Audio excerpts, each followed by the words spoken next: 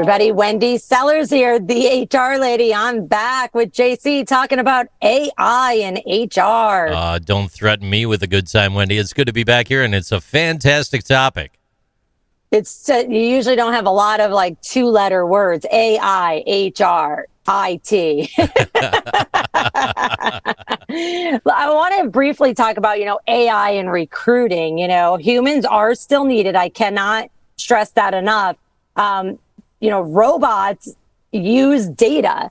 Technology systems use data. They can't use judgment. They don't know the laws unless it's built in there.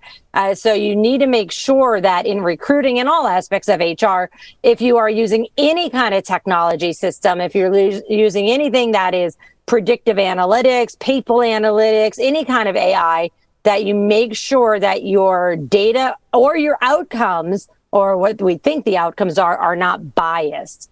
One thing that I see people doing already with this chat GPT that we were just talking about, which by the way is down, everybody's on it, so you can't even get on there. Try to get on it right now while I'm talking. Oh, no, I did. I got to let you know, like, even though the banner comes on up top saying that it's busy or not available, if you type in there, it'll still work. It'll just be a little bit slower than normal. See, a lot of people don't realize that one.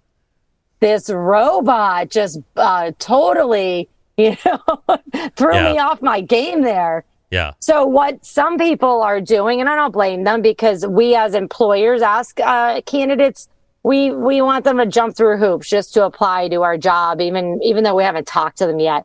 And so many people are putting into the chat system, hey, create me a cover letter. Yeah. And so if your applicant tracking system, your ATS, requires a cover letter or just a resume in that case, and the chat system is creating these amazing resumes and amazing cover letters, then you're going to be getting all your applicants to look exactly the same. Yeah, right. The cool thing is the bias goes away, right?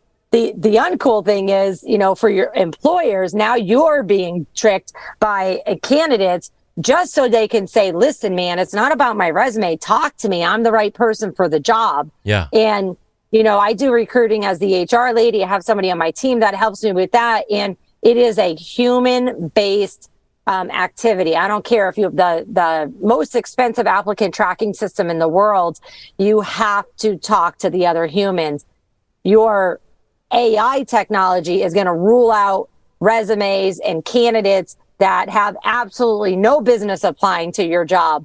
My concern is when we rule out people because we want them to have a certain GPA, or we say, oh, they don't have 5 years of experience. Well, I'm sorry. My 2 years of experience at one thing could be equivalent to your 10 years of experience at the same thing. Yeah, or alternatively, putting a limit on the top end.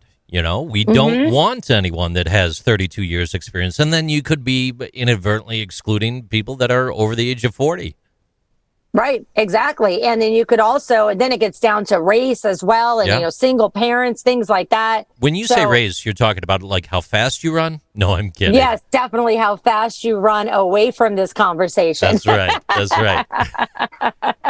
But, you were mentioning before, JC, in our first session about, facial recognition and, whether it's an employee or an applicant. Well, some AI is recognizing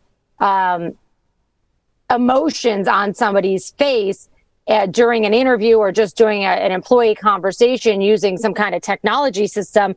And it has already been showing bias.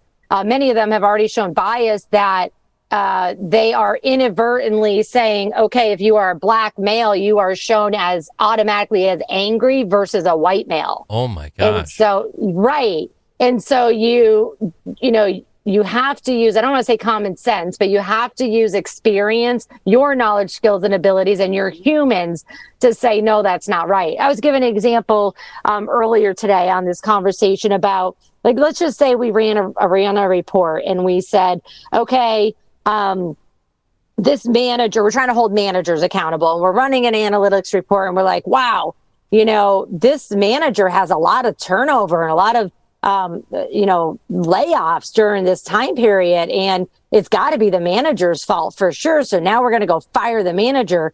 Well, when you look back, it's actually during the COVID era, right? Right. But your AI may not have noticed that, or if you didn't have a drop down. So your your HR person or payroll person is terminating somebody in the HRIS system or the payroll system, and there wasn't an option to say laid off due to COVID. It just said layoff or termination. Yeah. And then when you run these reports down the road, you're like, manager, you're the problem. And it's like a human would say, whoa. Right. That was 2020 or 2021 or even now, early 2023. That wasn't the manager's fault. That was a different reason for that. So we do have to, make sure we hire humans, we hired them and we've trained them to do their job well. Let them continue supporting the AI systems so that you're not making silly decisions like that. Before we started recording today, we do get a series of references coming to us from our producers. Hard work goes into making sure that some of these links are put together. And this one young lady, she was able to source this one from the AmericanBar.org. And I'm just going to grab a snippet here because it plays directly in part to the resume discussion that you had brought up, Ms. Wendy. It states, if the benchmark resumes used to make the algorithm came from candidates of a dominant gender, age, national origin, race, or other group, the algorithm might leave out words that are common in resumes from minority groups. Mm-hmm. Think about the following situation. Most of the people who sent in benchmark resumes were white men. The algorithm may downgrade the terms that were used often in the benchmark resume group, like women, as in women's bowling league, so that resumes with those terms score lower than resumes from the same group as the benchmark resumes, which has a different effect.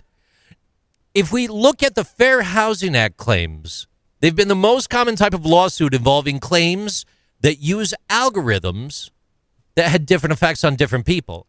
And as AI becomes more common in the workplace, employers should be ready for similar lawsuits based on algorithms in the future.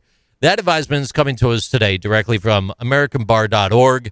Feel free to stop by there or Google AI in the Workplace American Bar if you want that entire story.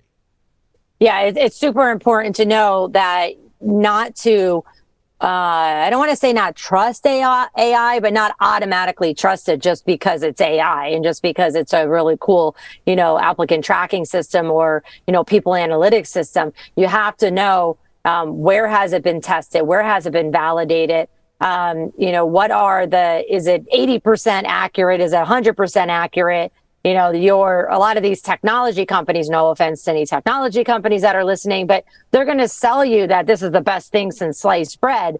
And, because that's their job. But you, the employer, I don't care what system you're using, including an Excel spreadsheet, you are still responsible for any kind of bias and discrimination. So, I didn't know that the system was broke is not a valid excuse whatsoever. Yeah, you're onto a real hot button right there that I want to emphasize, the human-centric approach to this entire thing.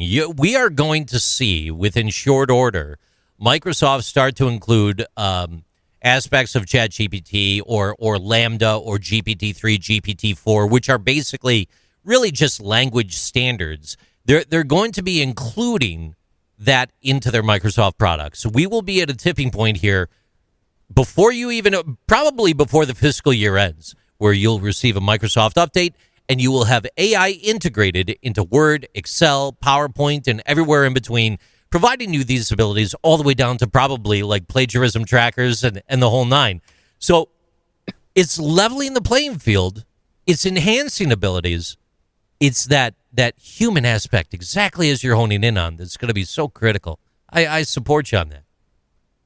Thank you. Thank you for supporting me. I appreciate that. Hey, folks, we'll be right back. We're going to talk about next how to use AI and still be a good company, since there are so many risks. And some of you may be saying, oh, maybe I don't want to be using this. We'll be right back.